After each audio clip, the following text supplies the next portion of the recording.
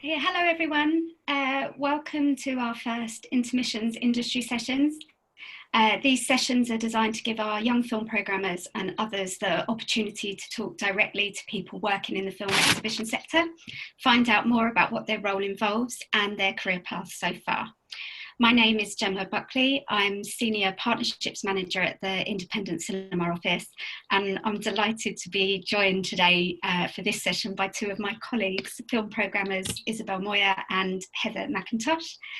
If you have any questions for Isabel and Heather, can I just ask that you use the Q&A button below to submit your questions rather than the chat box function, just so they're all in one place. And please do feel free to submit questions at any time. There's no need to wait till the end. And lastly, today's webinar has live captioning. To access these captions, please use the control at the bottom of the screen. So Isabel, Heather, thank you for joining us today. I wanted to start by asking if you both always wanted to be film programmers, and if you could tell us a bit about your career path so far.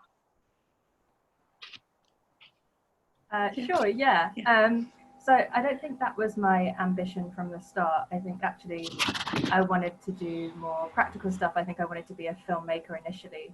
And then after doing quite a theory-based degree, I was more interested in the exhibition and distribution side.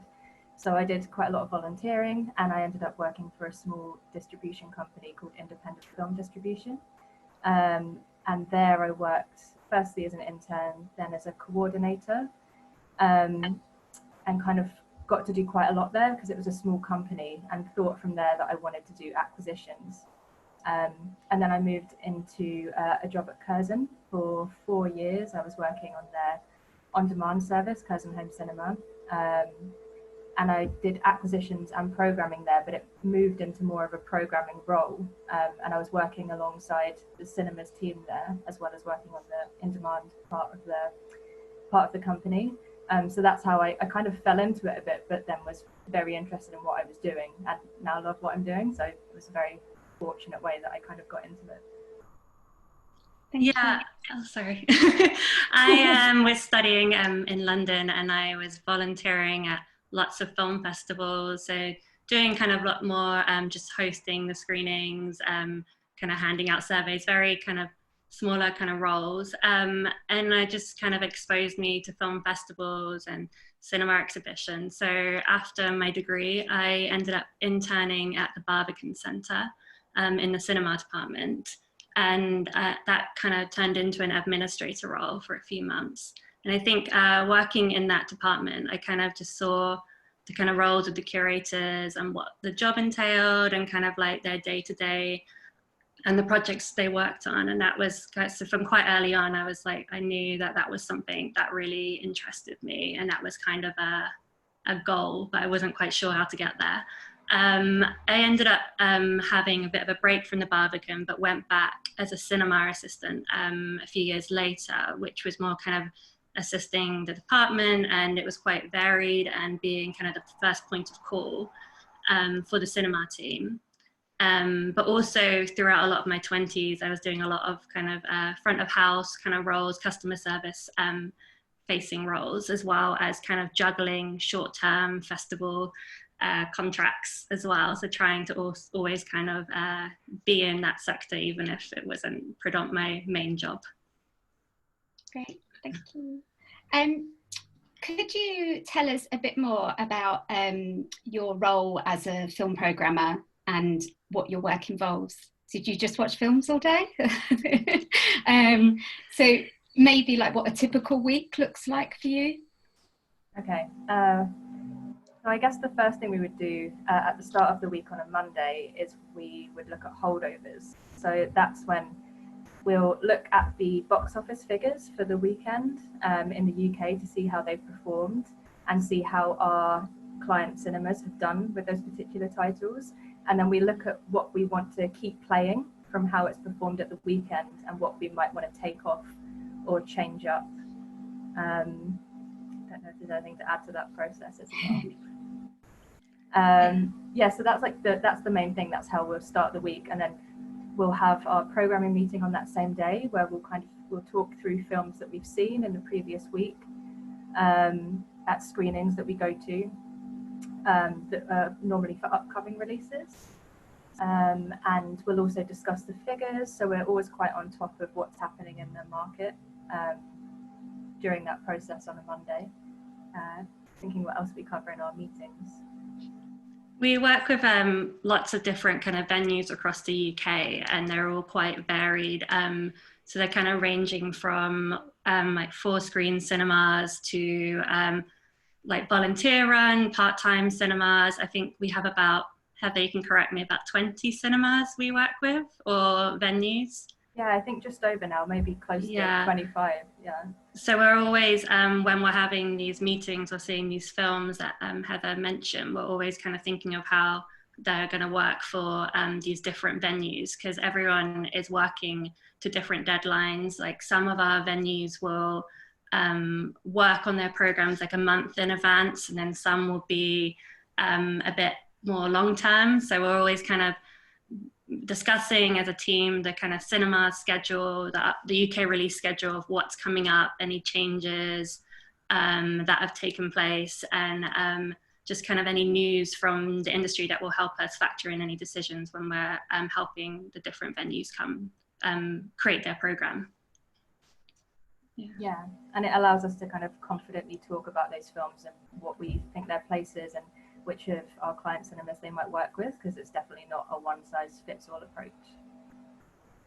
Yeah, I mean, you mentioned the range of venues that we work with at the ICO. So how do you research their audiences, if you like, and work with them to agree what films they should be playing?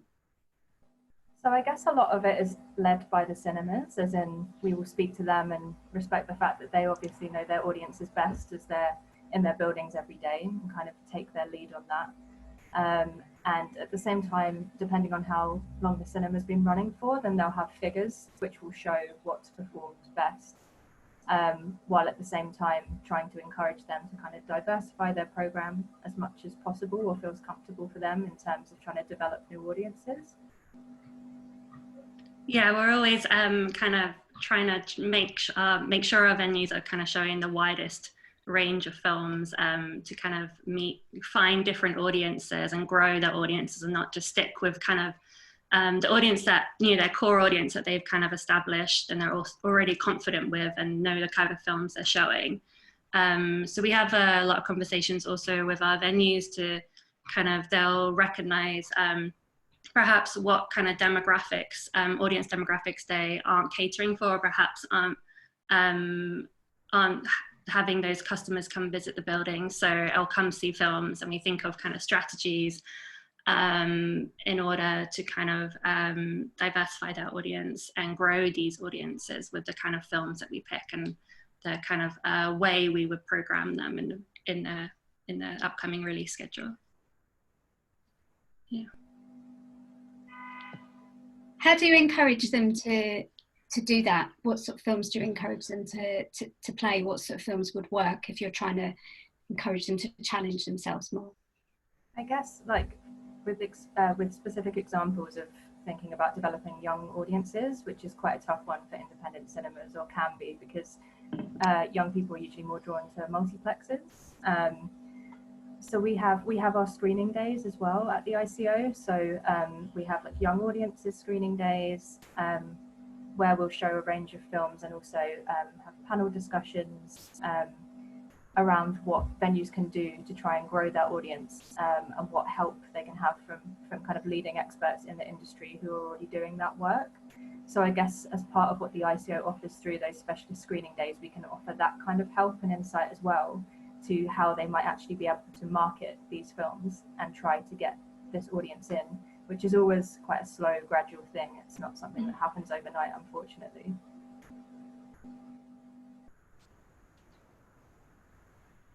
I keep muting myself, sorry. It's so noisy. I was wondering if you had any examples of where this is, where it's been particularly successful.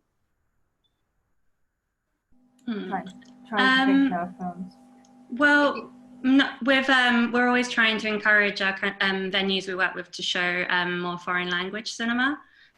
Some cinemas or venues will that will be very much part of their core program, and they'll be showing that as part of their everyday kind of program in general. So they've already built that audience and built that kind of established that that's the kind of films they would play amongst many others.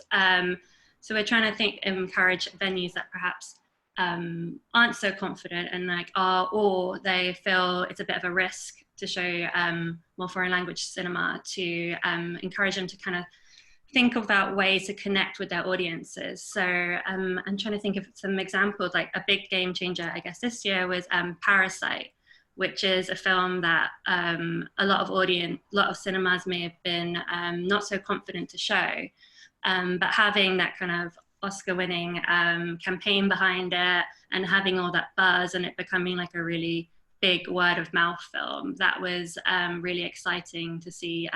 So many venues not only do really well with it, but also want to show it and kind of want to make room in their program to put in additional screenings and not just play it on a shorter run. So that was really exciting. That was quite an exciting opportunity.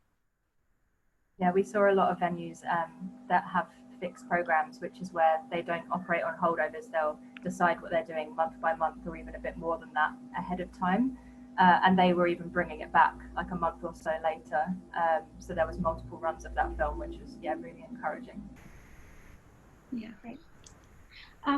You briefly mentioned in your typical week about working with distributors. And I was wondering if you could tell us a bit more about how you work with them and also the importance of that relationship. Yeah, so it's really important for us, and we're really well placed at the ICO in terms of the distributors we work with, because we work with everyone from as big as Disney and Universal down to smaller independent distributors like New Wave and Vertigo and Verve Pictures. And we're always trying to figure out the best way to work with them depending on the release. And so there can be films like Universal will have like The Lighthouse, which maybe they think will cater to more of an independent audience. So we can work with them quite closely on that. And on that particular film, we actually had bespoke marketing from their team, which was put out into our different venues. So yeah, that's just one way the relationship can be really important. It can actually change the marketing and then hopefully the impact that film has in certain venues.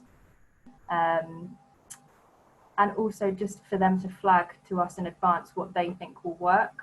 Or so if they might have some films, some of the more mainstream films perhaps they might not think will cross over into independent cinemas, but there'll be some that they'll think will work way better with our venues. So we'll work quite closely with them on those releases as well. Yeah. So as Heather was saying, it's really important, those relationships, and we're kind of in contact with them throughout the week on many different kind of upcoming releases. And it's something especially we kind of mentioned earlier, Heather did, about us going to distributor screenings. And that's a really big part, because part of that is that the distributor is showing us a preview of a film that's kind of upcoming. And then we feedback our response to them. And when we do that, we talk about the kind of audience we think the film has, where we think it's best placed in terms of if it will work for which venues, because all our venues are so different. One film doesn't play in all of them. We'll also discuss, we'll wonder about kind of what scale it is in terms of how much money they think it's going to make, or how, if they're positioning it, they might be like, oh, we see it a similar audience as this past film which you played at your film. So at the cinema you work with. So we're always kind of having these conversations of where it's best placed, and kind of they're negotiating and kind of having this open discussion quite far ahead in the release. So yeah, how would you say, Heather, like a few months before the film has kind of been given a release date? I guess it kind of depends. I think for the more independent titles that they would want us to fully get behind, I think they usually try and show those to us and other independent exhibitors as soon as possible, to kind of gauge what kind of support that film will get. And depending on not just ours but other exhibitor feedback, the distributor might adjust the scale of their release either way. If we're like, oh, we're not so sure, that it might be a bit of a tough one, or if we think actually that's going to do great, maybe they would adjust their spend accordingly to how they think the film might do. Also, films may like change their date quite a lot because, for example, on the UK release schedule, they might put their film on a specific date, but then another film that kind of caters to a similar audience where they know there'll be a bit of competition and that perhaps is another film that ICO venues would be interested in, they may move it, or vice versa. So just to kind of position their film the best way they can, and it's going to work for them and also for our venues we work with.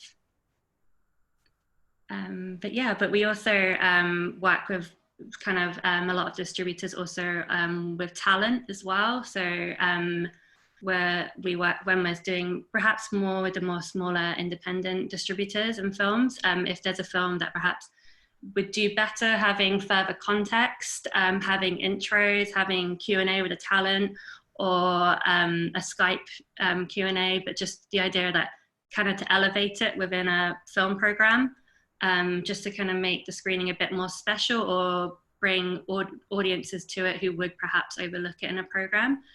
So we're always working with distributors to see where we can do Q&A talent, whether that's with the director or writer or cast and crew. So that's something we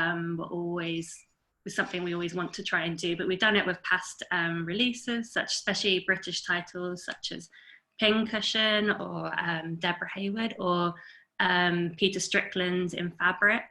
So that's always something I think we're always trying to get in our venues. Yeah.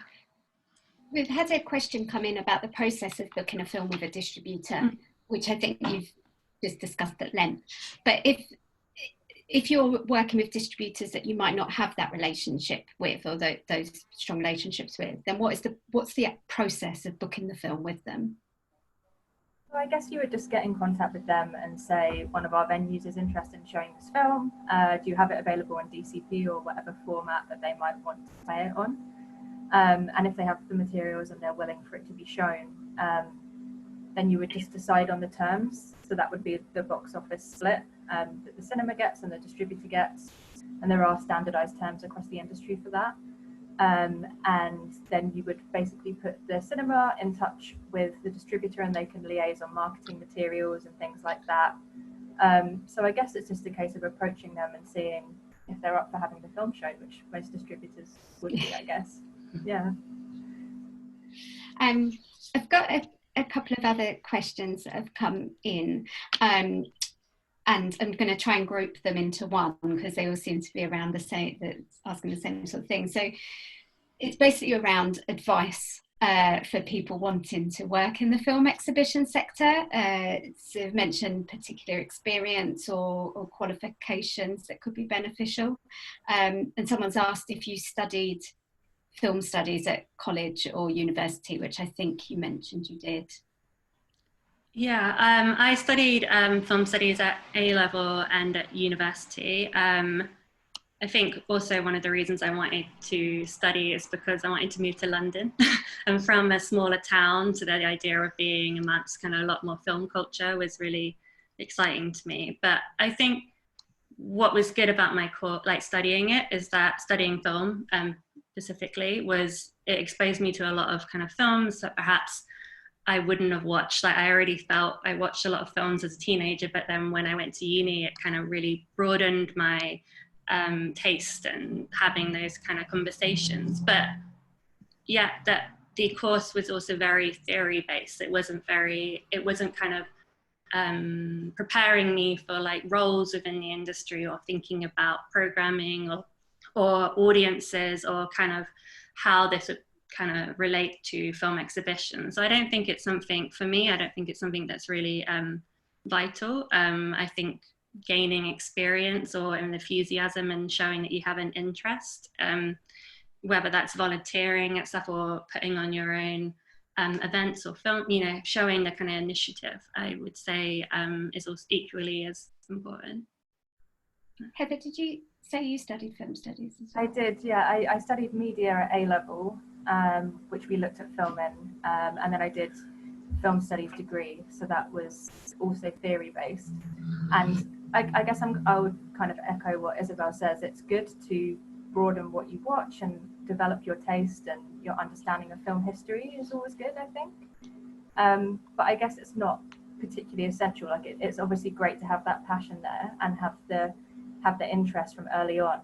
But it's kind of like, you know, if you get your driving license, but then when you actually go on the road, it's like a totally different thing. it kind of feels like that with film as well. Like you can have all of the knowledge, but when you get into the industry, like anything else, while there's artistic merit, it is a business. And learning some of those parts, while it's interesting, it can be quite different to the pure idea I might have had of film when I was 18. So it's just learning about it, I guess, in a new way, in a new context. So I think while it's good to have that interest, I don't think it's particularly necessary to have a degree or any qualifications in film specifically. I think something at uni, you kind of, well, especially when you're studying film, you get the idea of watching all these quite, perhaps you'd say, challenging films that you're studying. And when you're programming, you've always got to like, not just program for yourself, but think about your audiences. So perhaps what films you like or what films you think are really deserve to be seen, they may not always kind of translate to audiences. So I think that was something that coming out of university and thinking I knew lots about film, and then actually learning about audiences and kind of actually what works and what appeals to certain different demographics was something that was a real learning experience. Yeah, I think there's a lot of like decentering yourself. You imagine programming is just going to be like playing all your favorite films. Actually, what you want to watch all the time might not be what most other people want to watch. So it's kind of thinking about it in a different way.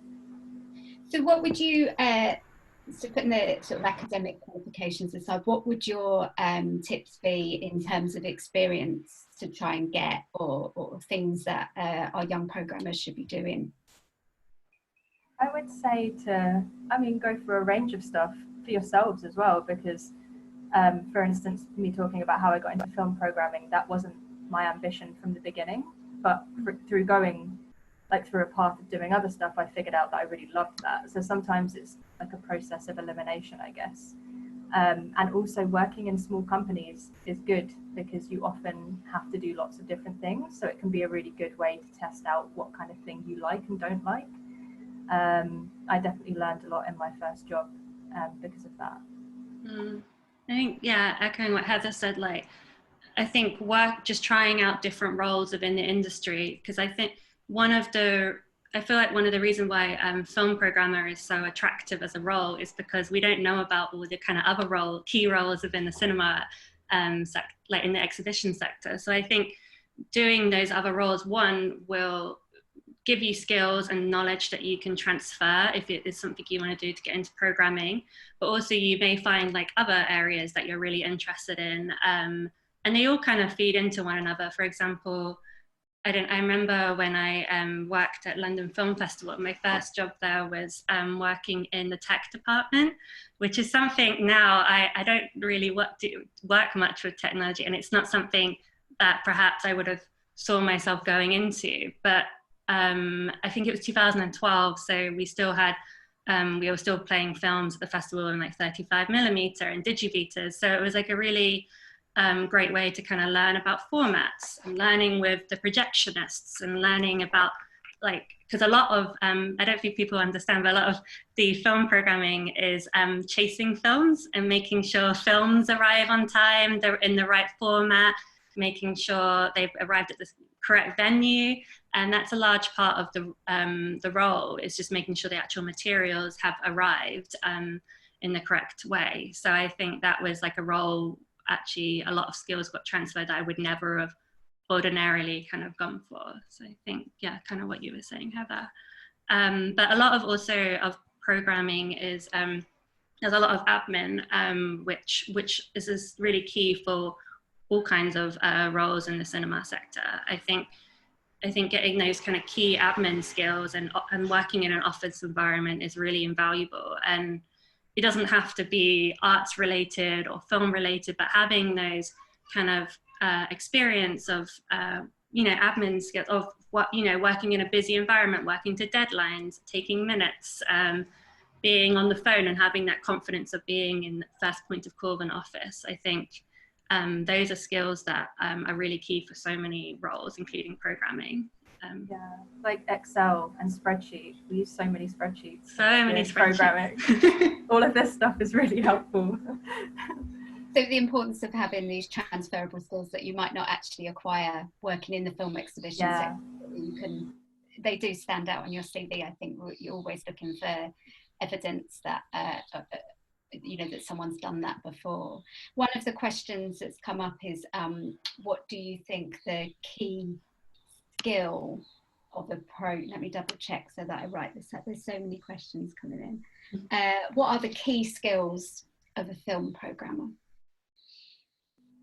Key skills, okay. You need to be organized, definitely, is a very key skill. Like Isabel said, there's a lot of chasing, and for us, I guess, we're a contact between distributors and the cinemas, so we have to keep track of everything.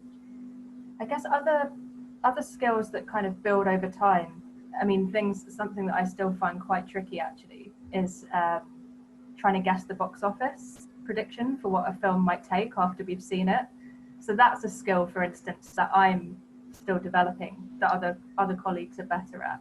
So there are things like that, I think, which just take time, and the more you see the figures and you see how things do, then you can get a better handle on that. Trying to think of other skills. I think being really willing to learn, because a lot of it's very much learning on the job, and also being really wanting to learn about the industry you work in, seeing what kind of patterns are coming out, or seeing what other venues are showing, and seeing how films performed, or how films have even performed in different parts of the UK. And seeing what films are out of festivals, film festivals. I think having that kind of willingness to kind of learn all that kind of knowledge is really, it really feeds into kind of what you bring to a film program, and learning and watching lots of films. That sounds really simple, but really challenging yourself and thinking about all these kind of trying to learn about different kind of world cinemas or UK cinema, really broadening your knowledge. Is something that I'm still doing all the time. I talk to so many people still, and I get, oh gosh, I don't know anything about film, because there's so much to see and so much to always learn all the time. It's an ongoing project. One of our young film programmers has just written a piece for this week's newsletter about how she's using the current situation as her opportunity to engage with as much content as she can, that she wouldn't usually have. A great time for that. Yeah. So we've got a couple of questions as well about people, you build these skills and you get the experience. Where do you look for these programming, these opportunities to work in the sector? On the ICO website, we have film programming jobs come up there. Sorry, shameless plug. But I guess it's just keeping an eye on the industry in general, and it might not even be something that's directly related to programming, but like we've spoke about, if it's something that's in a venue where you could get a broad overview of it, then that is definitely worth doing, because you don't really know what side steps might become available through those kind of opportunities you take. I mean, don't go for something you're totally not interested in at all, but if you're vaguely interested, sometimes you can learn through that about a role like we spoke about that you didn't even know existed. I feel like that happens quite a lot. So I mostly looked out on different websites I knew, or the BFI website with jobs coming up. But similarly, I had in the past contacted different companies directly that I was interested in and asked to meet people for coffee if they were up for that, or to register my interest that way. I can't remember if I've had any success doing that, but I've definitely met people who were interesting through doing that.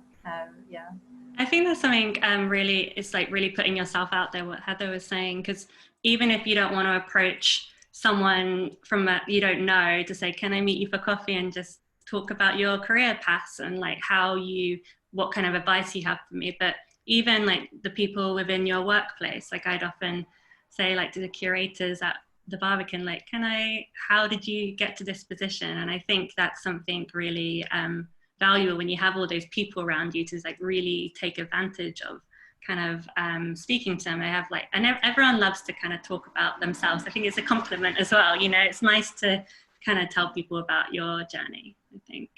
Yeah, and also in these places you can find mentors, and if you get on with somebody, people will try and like help you up through the industry and give you good recommendations and stuff, which is always nice and helpful.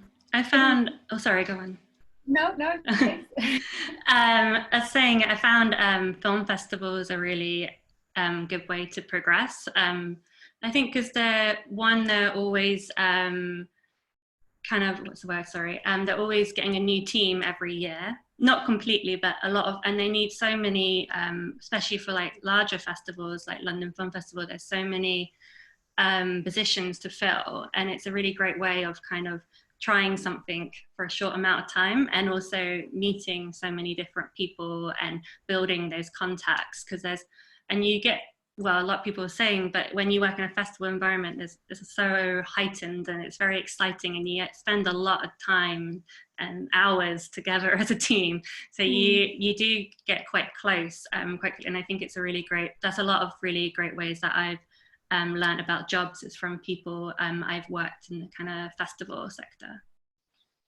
There's a question here about someone saying that they feel more confident and happier programming as part of a film festival team rather than producing their own events. And they've asked if, I suppose this is a similar question to, you know, finding roles in cinemas as film programmers, but do you have any particular advice on finding more film festival programming work when you're at that early career stage, or is it about coming in a different route?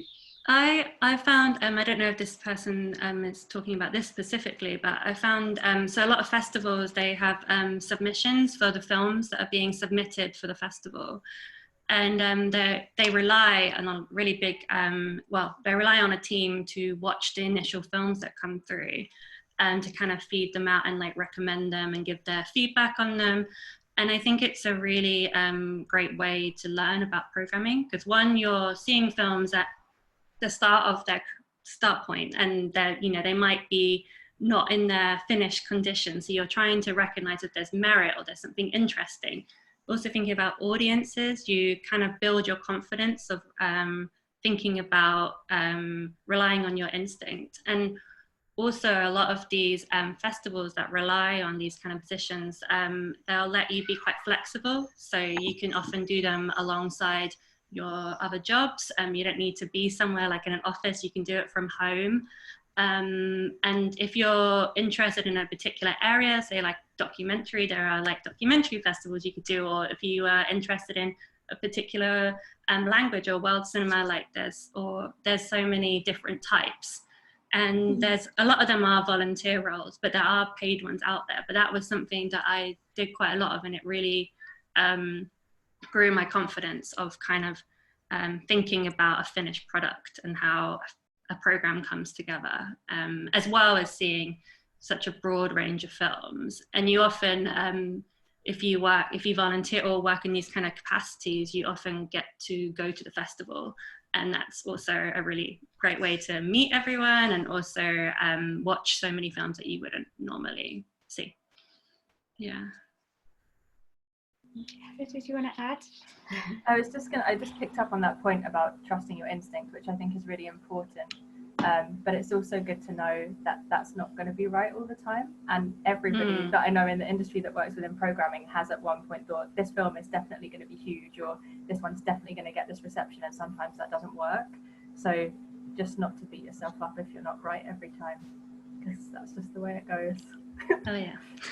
Yeah, I've had lots of experience putting on films and no one coming, and and no audience is attending, so it happens. It's a learning curve. It's kind of like having a birthday party and no one comes, but it's fine, you get over it and you learn from it. It's a learning curve. I hope that didn't really happen. I have had screenings where one person's come. Oh, but you learn from it. Exactly, you learn from it, and it's, and I think one of the biggest things like we talk about a lot is like anyone can, it's like you put on a film, but it's not just about that. It's about building the marketing around it, building kind of presence around it, and drawing attention to it, because there's, especially in bigger cities, there's so much going on. It's hard to compete with everything that's out there. So I think that's what we're always talking about. It's like always thinking about who potential audiences are, because if you just put on a film with no kind of support or any kind of marketing, then it's unlikely it's going to go under the radar. You need to support them. That's something I've learned in this job massively, is just how important marketing is, and how important it is for marketing and programming teams to work together in order to get audiences in. Because I think I definitely would have thought in the past, this is an interesting film and it's happening, so people will definitely come. But especially nowadays, with how much is always going on and how much there is to do, like cutting through that noise is really important, and making your marketing campaign like very targeted and really knowing who you're going after, I think is very useful. I've got a few questions again. I'm trying to group them. So these are about watching films. So one of the questions is how many films do you watch in a week? But also a couple of questions about what do you do in terms of almost like observing these films when you're watching them? How are you, one of the questions says, Heather, you mentioned decentering yourself sometimes in regards to programming. So when you're watching these films, what are you actually thinking about? So I guess sometimes it takes a little while as well. You can come out of a film, like I've come out of films before that I've like thought were amazing, and then when you think about its place in the market, that it might be quite small, and that doesn't mean you're like, oh, it's small, we can't do anything. You just have to think more carefully about what you might be able to do with that certain film. But what I mean is sometimes it takes a little while to get out of your own head with it. Like I'll sometimes be so bowled over by something, and then, which is great anyway, but then when you come into like the programming meeting, say it's like 5 days later, you can be like, that was amazing, but it's going to have these problems. So I guess it is that decentering yourself thing again. Like I loved it, it's a 5-star film for me, but so it might be with an audience like me, but for other people they might not be so interested, or if it's more niche perhaps in more mainstream venues, they're going to struggle to be able to market that and make that connect with their audience. And similarly, you can have the other way around. You might not like a film at all, but you'll be like, it's going to be huge. So yeah, it can kind of go both ways. I guess it's thinking about what you know about what works and what doesn't, and that comes back to looking at box office figures and release schedules every week, and you just slowly get a better sense of it. And we also we're always tracking films in terms of like when we see films at film festivals or we hear about them, and then by the time they're on release, we're often reading lots of reviews and seeing how they've been critically received, which does feedback on, does influence audiences in terms of how much press they're getting. Or say, for example, well, even before Parasite got the Oscar, it had a lot of buzz because it won the top award at Cannes. And so just thinking about, those kind of awards at festivals or at ceremonies, and thinking about how that also translates when you're watching the film. I think we kind of factor these in. Yeah, and thinking about how important reviews might be, and who reviews are important too. So so for independent cinemas, I would say that reviews are more important, but for a mainstream film, if it gets like a 1-star review, it still might make millions of pounds at the box office. Yeah. It's not going to have a huge effect. Whereas if it's a smaller film, it might need a better star rating to boost it, or the kind of people that go to those cinemas might be more review led. So there's that kind of thing to think about as well. Do you have any films that have surprised you in that way, like that you've either programmed thinking that they were going to do really well, or vice versa? Yes, but now I have to think about what that was.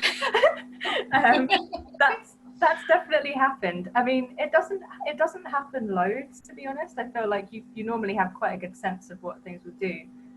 I'm trying to think of something recently. You have times a lot where you think a film is going to do really well, and then, for example, it's a really hot weekend, and that means no one went to the cinema, So those kind of thing, like people, we always talk about the weather in the UK, but it's very dependent on the film release. As if it's a hot weekend, it's just, that's not good for the film at all. Unless it's a film like Once Upon a Time in Hollywood, where it's a release in August and it will get an audience anyway. But if it's a small film that isn't well known, and yeah, something like that happens, or it goes up against, World Cup or something, or other kind of titles, that's something that can be quite disappointing. It's quite sad sometimes when there's a film and that happens too.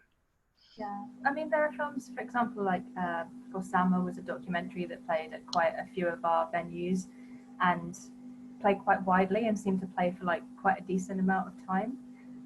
So I suppose with films like that, it can be the case that they can get lost or disappear quite quickly if they don't take off. So even if they don't make loads of money, like if they have a longer tail and there's sustained interest, and that was largely because of its critical reception, that can be like a nice surprise as well. It's not always in terms of finances, I guess. Yeah. Have you... Oh no, go on, Gemma. Sorry, no.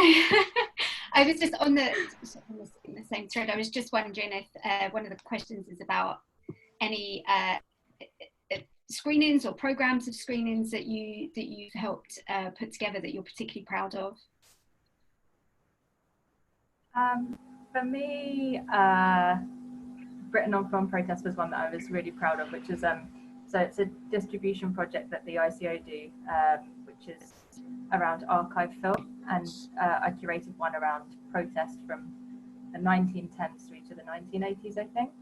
And that was quite nice to be involved with a project from the beginning, where you're kind of picking and curating the material, and then also having a part in getting it into cinemas and taking part in the Q&As. So it was like a very thorough process.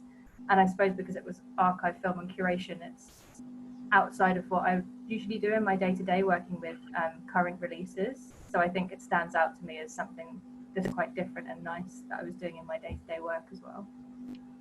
And sorry, seeing it with audiences too. I saw that film directly connect to audiences, which is something that I don't usually get to do, and that was great. Yeah.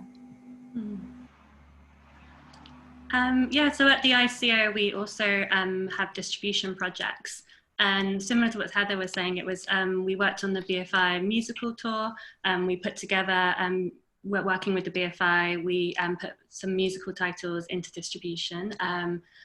And that was really exciting to kind of highlight these specific titles. And I think what's exciting about that is that it's just working with a different kind of challenges. It's like trying to get cinemas to show kind of more older films, because we predominantly work a lot with new releases, which is really exciting, but it's also nice to kind of think about where these other films, like kind of repertory screenings or archive films, where they have a place within cinema programs, and making space for those, and the kind of importance of kind of having, showing a variety of films, whether that's newer films or all different types of from different eras. So that was something that's exciting. But yeah, I've also I'm quite excited about I think we spoke a bit about, but putting on my own like film screenings in my own time. That's always something that I've tried to do, especially when I didn't have film programming roles, was trying to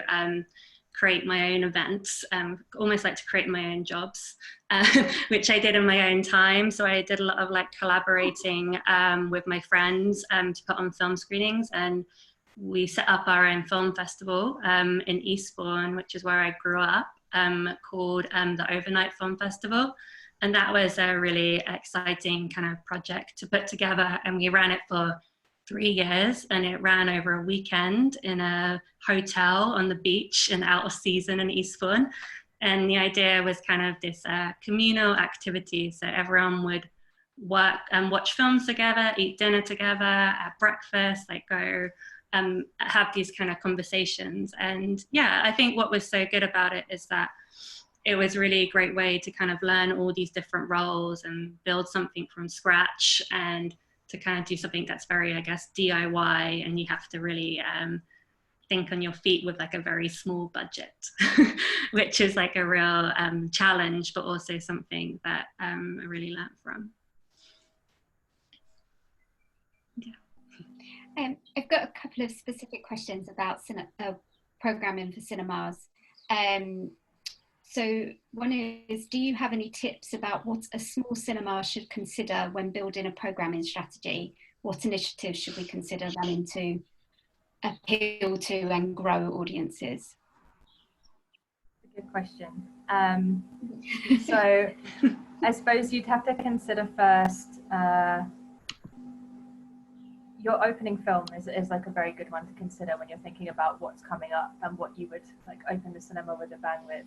And I guess thinking too with how many slots you have to play with, because some cinemas will be part-time and some will be full-time, and obviously you can afford to get a bit more of diversity of program in the more slots that you have available. Otherwise it just might be a bit of a longer learning process if you have less available to you. But you can also, I suppose, the less slots you have, the more you can put into each individual screening. So yeah, I think when you're starting out, getting, sorry if this sounds like a real cop-out answer, but basically getting a real breadth of different titles in as a way to kind of explore what works is good. And then you can kind of identify where the gaps are. Perhaps if you're struggling with a certain type of audience, it doesn't mean you should give up on it, but it means it just needs a little bit more nurturing and a little bit more work. Yeah. I think also thinking about what else is in nearby, like if there's any other local cinemas or anything, because you don't want to compete. If say like they're, I don't know, a first run cinema as in they show a film on date on release, you perhaps don't want to show that film a few weeks later because it's already kind of been catered for in your town or your city, wherever your cinema is based. So kind of thinking about what kind of different films you can bring in, or thinking about also when you play it, as kind of Heather mentioned, because sometimes some films will do better after word of mouth and a bit of buzz. So you perhaps want to kind of bring it back or bring it in for a couple of screening slots a bit further down in the film's release, because people in the area might have missed it first time round and they kind of want to catch up on it. So I think it's just, yeah, being always aware of what other people, what other venues are playing in your area and just trying to kind of offer something different rather than compete with them. Yeah, that's definitely something very important that we always kind of talk to our venues about, is distinguishing themselves, especially from multiplexes, to trying to have that independent offer, because often they won't be playing in the big cinemas nearby, so you kind of have carte blanche on them, I guess, with your audience. I've got this question that feels like a good one. It says, how important is it for me as a young programmer to develop my brand? I think it's good to do, and this is going to be different for everyone, and it might not be the right thing to do for everyone, or it might not be their forte. But we were talking about before that Twitter wasn't so big when I was growing up and when I was at uni, but now that feels like a huge platform, and there are people with thousands of followers on it that have really developed their brands. And I think in the film world that is quite a useful thing to develop, just to have your name known, if that's something that works for you and feels easy or manageable for you to do. I don't think it doesn't have to be the be all and end all. You can make your name known through different ways, I suppose. Yeah, I don't know, what do you think, Isabel? The same as kind of what we're a similar age, me and Heather, and it wasn't something that I built a profile necessarily online. It's something that I still feel I should do, but I quite struggle with. It's not my favorite thing to do. But I think it can be really beneficial. I think especially people who are kind of showing that they have a particular style or taste, because there's so much film culture conversations on Twitter now, and so many voices kind of being distinguished, and they do come up, and I recognize, certain people on there. I think also a lot of people are writing more, like a lot of programmers also write, and that's something I think that can elevate your position and your presence. I think a lot of venues also like to collaborate with people who have a kind of strong social media presence, because they can kind of like whether that's moderating panels or speaking on panels, especially if you have established that you have some kind of niche that you're particularly invested in. I think that's something, and that having those relationships with venues is like so key, and it's really, really a valuable thing to do. But I understand it's not for everyone, and that was something that's why I always tried to like collaborate with people and collaborate with friends on like projects, because that was something, an easier way for me to kind of build some kind of profile and experience by not just putting myself at the center, which I think can be quite daunting for some people. But I think if you enjoy it, go for it.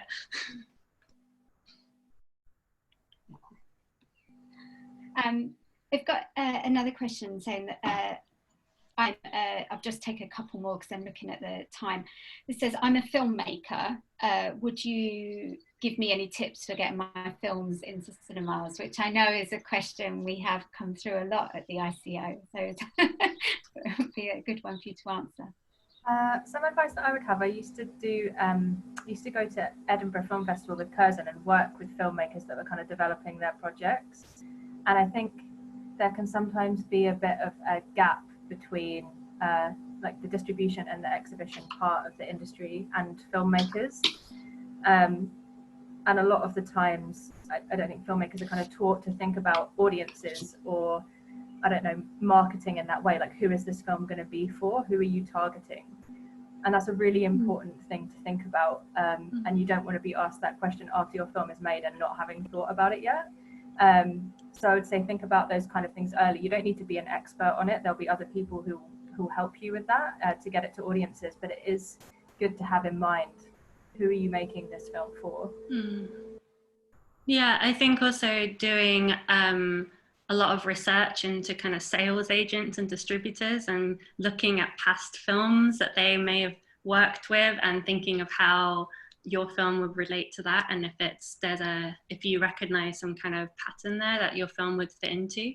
I think also thinking about what cinemas you approach, because I think sometimes people will ask you to play the film but not really give any reason why it would work well at the venue. And when venues are getting so many of those emails, I think it's really good to distinguish yourself and say and explain why you think it would work for their venue, whether there's like a local interest, maybe it's set within that town, maybe it's a mixed arts venue and your film has dance elements or theatre elements, or, you know, some kind of that would appeal to a mixed or visual arts background. I think also, thinking just kind of about how it would work also for them as well for you, as for the venue as well as for you, making it like an easier kind of, you read the email and you're, after you've read so many emails and venues, it's really useful to have that kind of detailed information. Definitely. And I guess as well, if you can say, oh, I saw that you've played this film before, I think my film is kind of like this, or it plays to a similar audience, or you've had this event, I think this would work. I guess just showing an interest, or that it's more than just like an email that's been sent to lots of places, will always help to make it stand out a little bit more. Personalized, yeah. I'm gonna jump back to a couple of follow-up questions, just because I think they're really good points in terms of the advice you were giving earlier. You both mentioned, or Isabel, I'm sure you definitely mentioned, about watching film festival selections and providing feedback, and that being a really good way to build up your experience, both your experience and your confidence in what you're doing. Someone has said, could you give some advice on what's the best way to give that feedback about the films you're watching? You know, for example, is the use of specific film terminology useful?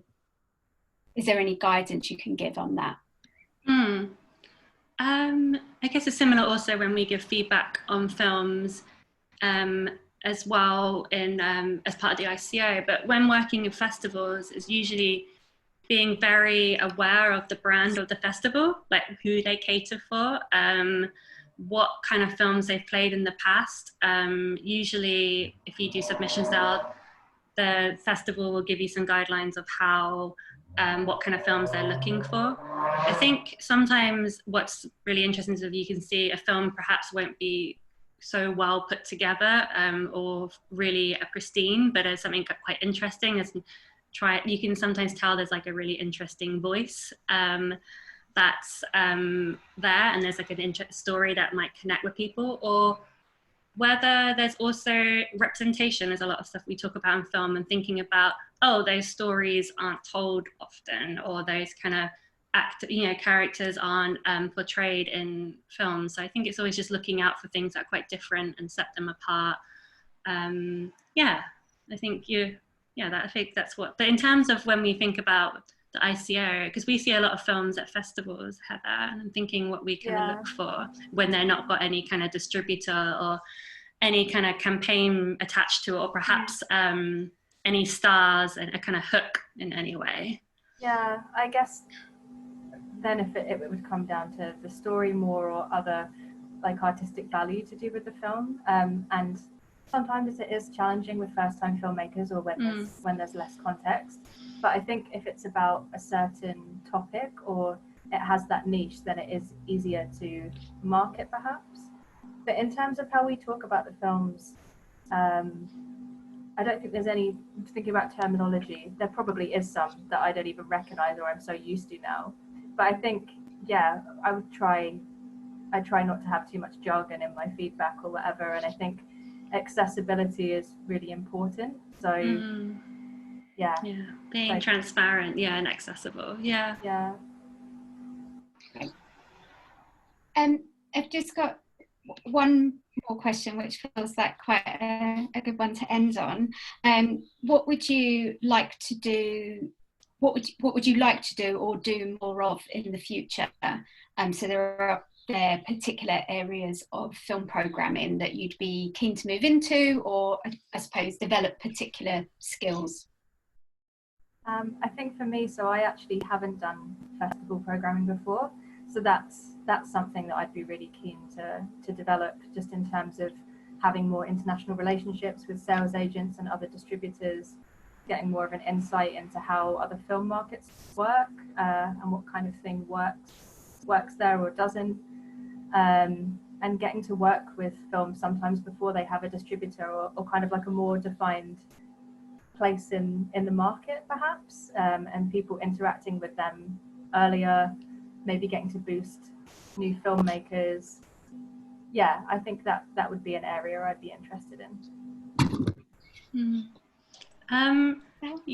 Similar. I'm quite, because we work predominantly with new releases at the ICO, as I kind of mentioned, which is really exciting because I love the idea of kind of supporting new work and finding new voices. But I'm also really interested in restorations and kind of repertory cinema, and thinking about kind of films that have kind of been forgotten about or haven't been shown in a while, and like kind of bringing them to the forefront.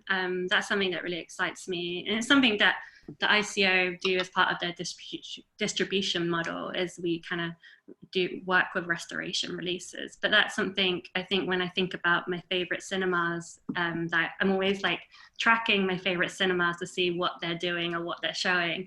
But a lot of them are more kind of repertory cinemas, and that's especially kind of, I guess, coming from the Barbican Cinema, where it very much has a very strong curated program as well as a new release program. I think working with both and how they work together is really, I think it's something that's quite exciting, working with both forms.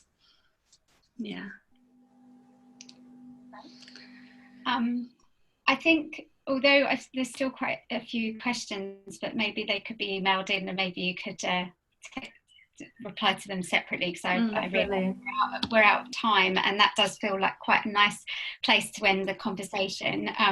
So thank you both so much for taking part. I'm really looking forward to seeing you both again soon. After this webinar finishes, you'll be taken to a very short survey, which we'd really appreciate you completing. And next week at the same time, we're going to be joined by film critic and journalist Ryan Gilby. So please keep an eye out for more information on that, and I hope you'll join us then. Thank you very much. Thank you for coming. Thank you. Bye. Bye.